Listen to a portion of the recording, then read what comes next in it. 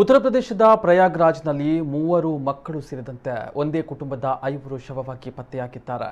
ಪೊಲೀಸರ ಮಾಹಿತಿಯ ಪ್ರಕಾರ 47 ವರ್ಷದ ರಾಹುಲ್ ತಿವಾರಿ ನೇಣು ಬಿಗಿದುಕೊಂಡಿದ್ದು, ಅವರ ಪತ್ನಿ 38 ವರ್ಷದ ಪ್ರೀತಿ, 3 ಮಕ್ಕಳಾದ 15 ವರ್ಷದ ಮಹಿ, 13 ವರ್ಷದ ಪಿಹು ಮತ್ತು 10 ವರ್ಷದ ಪಹು ರಕ್ತದ ಮಡುವಿನಲ್ಲಿ ಬಿದ್ದಿರುವುದು ಪತ್ತೆಯಾಗಿದೆ. ಹರಿತವಾದ ವಸ್ತುವಿನಿಂದ ಮಹಿಳೆ ಮತ್ತು 3 ಪುತ್ರಿಯರ ಮೇಲೆ ಹಲ್ಲೆ ನಡೆದಿದೆ.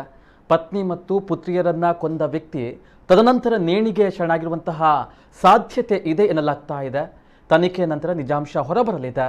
ಘಟನೆಗೆ ಸಂಬಂಧಪಟ್ಟಂತೆ ಯೋಗಿ ಸರ್ಕಾರದ ಮೇಲೆ ವಿರೋಧ ಪಕ್ಷದ ನಾಯಕ ಅಖಿಲೇಶ್ ಯಾದವ್ ಟೀಕೆಯನ್ನು ವ್ಯಕ್ತಪಡಿಸಿದ್ದು, ಬಿಜೆಪಿ 2.0 ಸರ್ಕಾರ ಅಪರಾಧ ಮಾಡುವುದರಲ್ಲೇ ಮುಳುಗಿದೆ ಎಂದಿದ್ದಾರೆ.